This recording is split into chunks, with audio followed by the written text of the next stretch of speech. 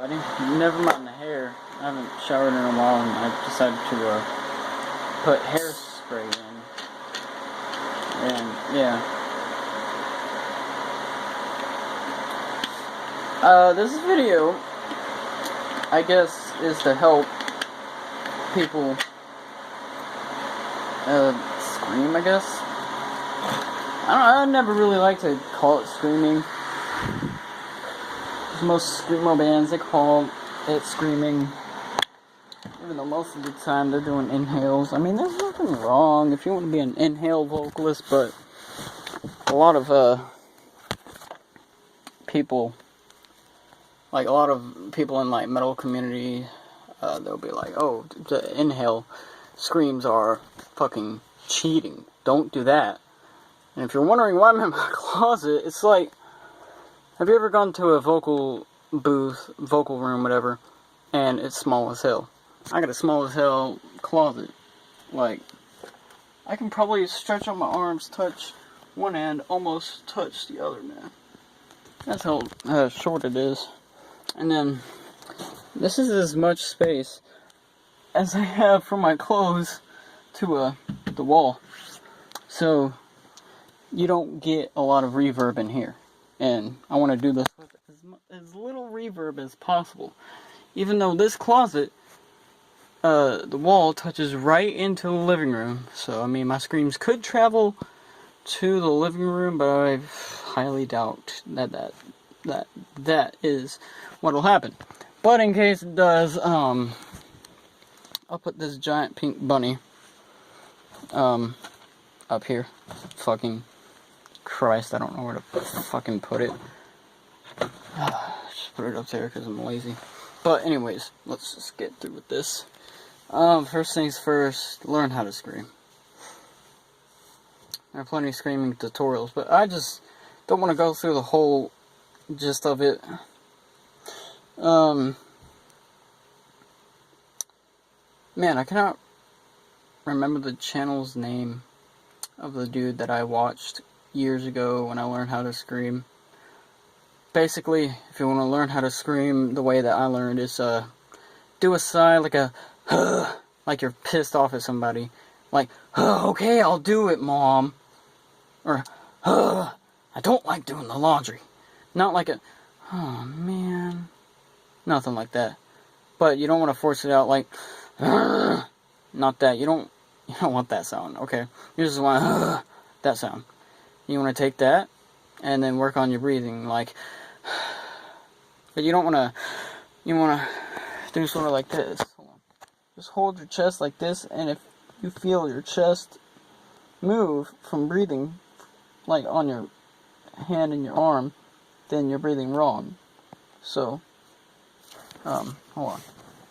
Let's just pull out my stomach for all you chubby chasers.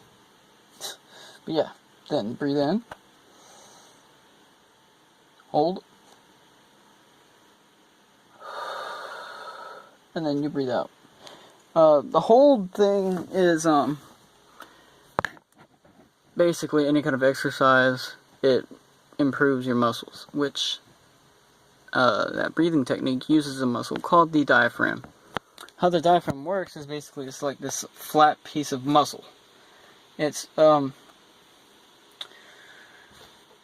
if you've ever watched the Bill Nye episode where he's talking about the respiratory system, he puts a balloon and stretches it over this thing or something like that, I don't know.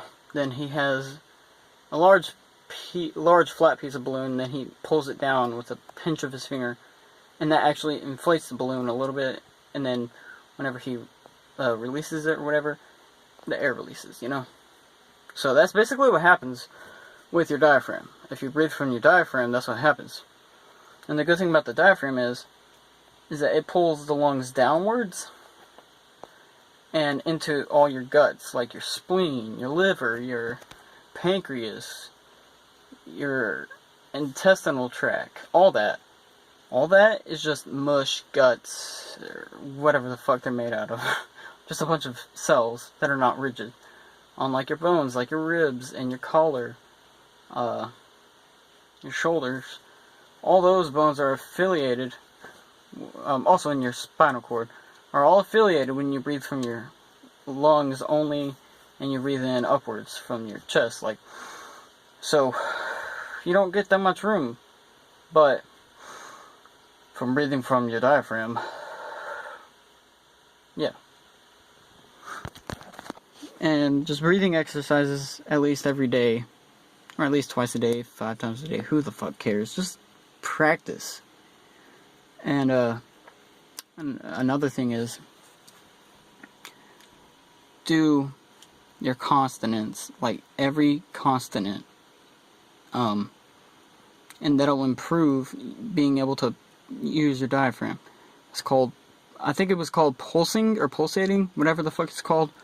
And basically you just want to go, you want to breathe, buh, buh, buh, k, k, k, duh, duh, duh.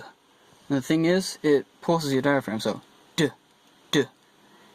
Very little, but over time, it helps. Another thing is you want to breathe in, and I don't know why, but my thigh is really itchy right now.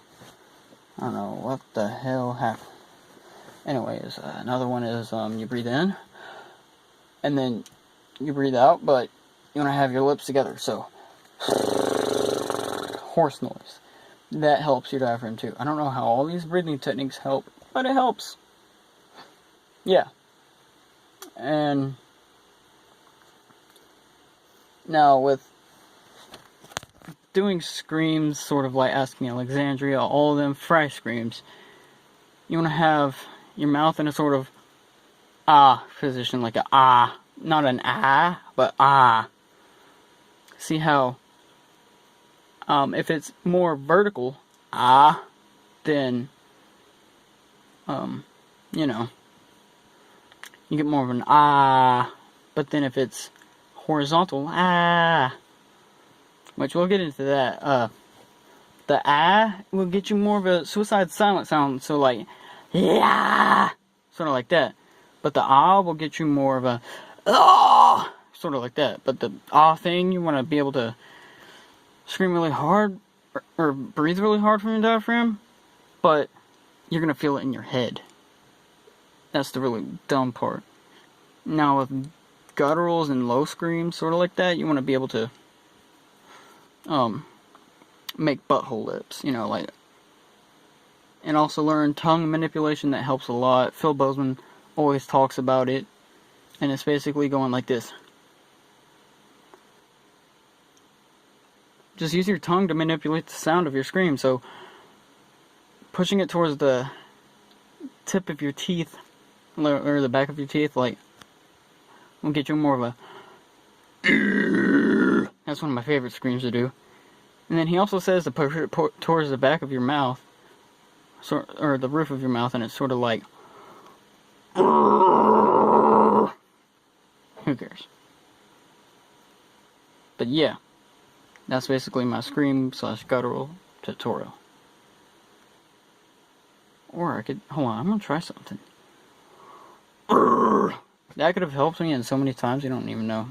Basically, put it to the roof of your mouth, but not the underside, but the top side of your tongue.